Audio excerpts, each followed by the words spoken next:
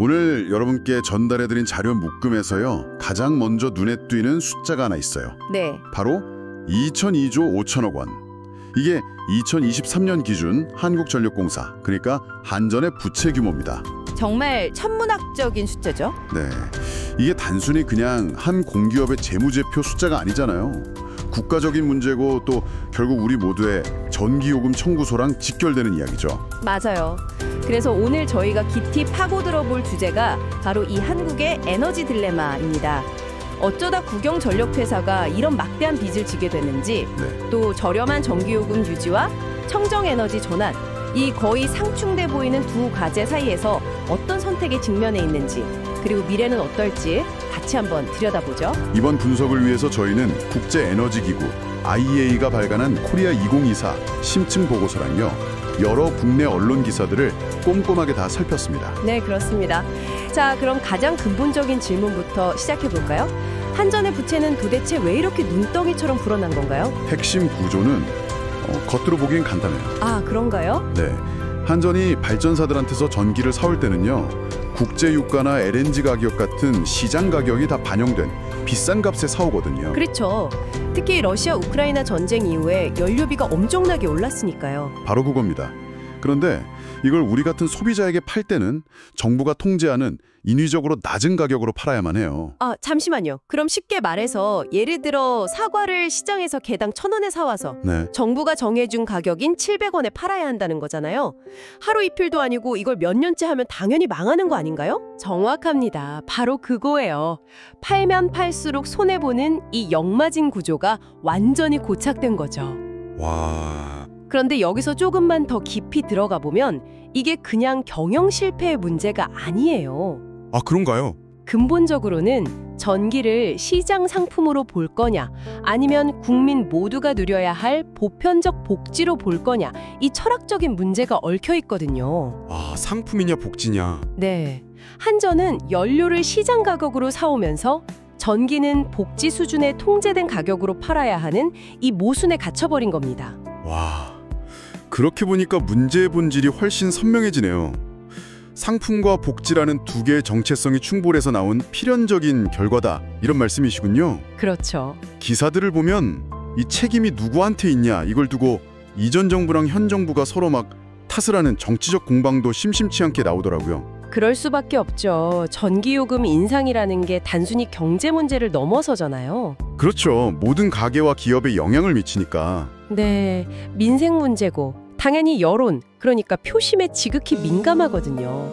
어떤 정부도 선뜻 요금 인상이라는 그 고양이 목에 방울을 달고 싶어 하지 않는 거죠. 그러다 보니 결정을 미루게 되고. 네, 그 사이에 문제는 눈덩이처럼 불어나는 악순환이 계속 반복되어 온 겁니다. 실제로 한 기사를 보니까 여당에서 요금 인상의 필요성에 대한 국민적 공감대가 형성될 때까지 기다리겠다, 이런 입장을 보이기도 했어요. 물론 소비자 입장도 이해는 가요. 자료에 나온 한 간담회 내용을 보니까 시민단체들이 요금 인상의 부담을 왜 소비자한테만 떠넘기냐, 네. 한전이 먼저 뼈를 깎는 자구노령을 보여달라, 이렇게 강하게 요구하더라고요. 이것도 일리 있는 지장이잖아요. 그럼요. 각자의 입장에서 보면 모두 타당한 이야기를 하고 있는 셈이에요. 하지만 그 모두가 타당한 주장을 하는 동안에도 한전의 재무 상태는 계속 나빠지고 있다는 게 이 딜레마의 핵심입니다. 바로 이 지점에서 정말 흥미로운 모순이 생기는 것 같아요.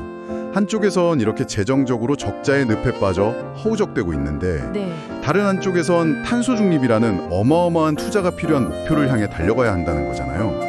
이건 발목에 족쇄를 채우고 마라톤 풀코스를 뛰라는 것 같은데요. 정말 정확한 비유입니다. IEA 보고서도 바로 그 긴장관계를 주목하고 있어요. 아, 그렇군요. 핵심 목표는 크게 세 가지로 요약할 수 있습니다. 첫째, 탄소중립 기본법에 명시된 2050년 탄소중립 달성. 둘째, 2030년까지 온실가스 배출량은 2018년 대비 40% 감축.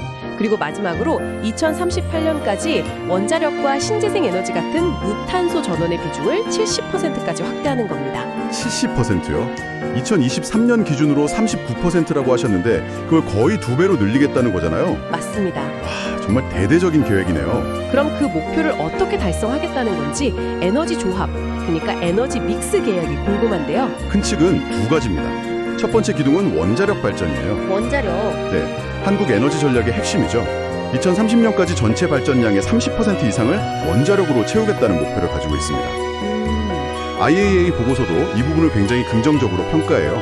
UAE 바라카 원전 수출 성공 사례나 최근 주목받는 소형 모듈 원전, SMR 개발 같은 이런 한국의 기술력과 숙련된 인력은 세계적인 수준이다 이렇게 언급하고 있죠. 원자력의 한 축인 건 알겠습니다. 그럼 자연스럽게 다른 한 축은 신재생 에너지가 될 텐데요. 그렇죠. 근데 자료를 보면 IEA가 여기서 약간 역설적인 지적을 하더라고요. 한국이 IEA 회원국 중에서 신재생 에너지 비중이 거의 최하위 수준이라고요. 목표는 원대한데 현실은 바닥이라는 거잖아요. 맞아요. 그게 바로 또 하나의 딜레마입니다. 한국의 신재생 에너지 비중은 OECD 국가들 중에서 가장 낮은 편에 속해요. 네. 하지만 동시에 그 성장 속도는 가장 빠른 나라 중 하나라는 역설이죠. 특히 태양광이 그 성장을 이끌고 있고요. 성장 속도는 빠르다. 다만 가장 큰 현실적인 과제는 바로 땅입니다. 한국은 국토가 좁고 인구 밀도가 높아서 대규모 부지가 필요한 태양광이나 풍력 발전소를 짓기가 매우 어렵다는 한계에 부딪히는 거죠. 정리하자면 한쪽에서는 세계 최고 수준의 원자력 기술을, 다른 쪽에서는 땅이 부족해서 고전하는 신재생 에너지라는 이 상반된 카드를 들고 있는 셈이군요. 네, 그렇습니다. 그렇다면 정부는 이런 복잡한 상황을 관리하기 위해 어떤 정책 도구들을 쓰고 있나요? 자료에 나온 한국형 배출권 거래제, KETS부터 한번 짚어주시죠. 네, KETS는 국내 온실가스 배출량의 약 70%를 관장하는 규모로만 보면 세계 3위의 거대한 탄소 시장입니다. 꽤 크네요. 이론적으로는 기업들이 배출권을 사고 팔게 해서 시장 원리에 따라 자연스럽게 탄소 배출을 줄이도록 유도하는 아주 중요한 정책이죠. 하지만 IAEA 보고서는 여기서 결정적인 문제점을 지적합니다. 어떤 문제점이죠? 바로 가격이에요. 가격이요? 너무 비싸다는 건가요? 아니면 싸다는 건가요? 너무 싸다는 게 문제입니다. 보고서에 따르면 유럽연합, EU의 탄소 가격이 톤당 87달러, 우리 돈으로 10만 원이 훌쩍 넘는데 한국은 18달러, 약 2만 원 수준에 불과해요. 시장 유동성도 부족하고요. 18달러면 이건 사실상 탄소 배출에 대한 벌금이 거의 없는 수준이네요. 그렇죠. 대기업 입장에서는 수백억을 투자해서 친환경 기술을 개발하느니 그냥 헐값에 배출권을 사버리는 게 훨씬 이득이다. 이런 계산이 바로 나오겠는데요. 정확합니다. 바로 그 점이 기업들에게 탄소 감축을 유도할 강력한 신호가 되지 못한다는 IEA의 지적이죠. 그리고 이런 상황, 그러니까 전기요금은 오르는데 탄소 감축 유인은 약한 이 상황이 전력 직접 구매 계약 PPA라는 또 다른 딜레마를 낳고 있습니다. PPA 자료에서 저도 흥미롭게 봤어요.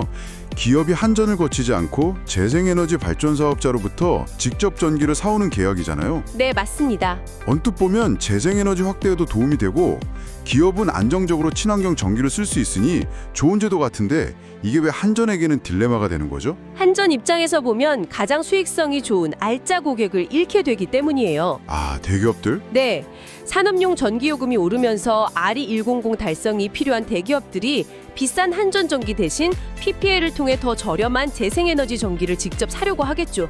문제는 이 대기업들이 한전의 가장 큰 수입원이라는 점입니다. 그렇죠. 결국 한전은 수익은 줄어드는데 전국에 전기를 공급해야 하는 공공의무는 그대로 져야 하는 재정난이 더욱 심화되는 악순환에 빠질 수 있는 거죠. 이건 아마 2025년 10월에 신설될 기후에너지 환경부의 가장 큰 고민거리 중 하나가 될 겁니다. 듣고 보니 정말 모든 해결책에 부작용이 따라붙는 모양새네요. 또 다른 새로운 제도로 지역별 차등 전기요금제도 언급되던데요. 이건 어떤 논리인가요? 이건 전력 생산과 소비의 지리적 불균형을 해소하려는 시도입니다. 지리적 불균형이요? 네, 생각해보면 원자력 화력발전소 대부분은 지방에 있는데 전기를 가장 많이 쓰는 곳은 수도권에 집중되어 있잖아요. 맞네요. 이 제도는 간단히 말해 발전소와 가까운 지역의 전기요금은 싸게, 멀리 떨어진 수도권의 요금은 송전 비용 같은 걸 반영해서 더 비싸게 책정하는 방식이에요. 그렇게 가격 차이를 두면 데이터 센터처럼 전기를 어마어마하게 쓰는 기업들이 굳이 비싼 수도권에 남을 이유가 줄어들겠네요. 바로 그거죠. 자연스럽게 발전소가 있는 지방으로 이전을 유도해서 수도권의 전력망 부담을 덜어주려는 목적이군요. 네, 시장 가격 원리를 이용해서 수요와 공급의 지리적 불균형이라는 이 물리적인 문제를 해결하려는 뭐랄까 정책적 상상력이라고 볼 수 있죠. 자, 그럼 이 모든 복잡한 정책들이 결국 우리에게, 청취자분들에게 어떤 의미가 있는지 한번 정리해보죠. 이 모든 논의의 끝은 결국 어디로 향하는 건가요? 안타깝지만 결국 우리 모두의 전기요금 청구서로 귀결됩니다. 역시 그런가요? 네. 모든 자료에서 공통적으로 나타나는 결론은 현재의 낮은 요금 체계는 더 이상 지속 불가능하다는 거예요. 이제 논의의 초점은 요금을 인상할 것이냐 말 것이냐가 아니라 언제 어떻게로? 맞습니다. 언제, 얼마나, 그리고 어떤 방식으로 인상할 것인가로 완전히 옮겨갔다고 봐야 합니다. 그 충격을 조금이라도 완화하고 또 동시에 에너지 절약을 유도하려는 노력도 있긴 하더라고요. 아, 그런가요? 한 기사에서 주택용 에너지 캐시백 제도를 소개했는데 과거보다 전기 사용량을 줄인 가구에 현금으로 보상해주는 제도더군요. 이걸 통해서 가게가 총 166억 원의 전기요금을 절감했다고 하니 작은 노력이라도 모이면 의미 있는 변화를 만들 수 있다는 걸 보여주는 사례 같아요. 맞아요. 그런 수요 관리 정책은 매우 중요합니다. 하지만 IEA가 제시하는 보다 근본적인 해법은 따로 있어요. 어떤 거죠? 바로 정치적 영향에서 자유로운 독립적인 규제기관을 설립해서 시장 원리에 기반한 요금 체계로 전환하라는 권고입니다.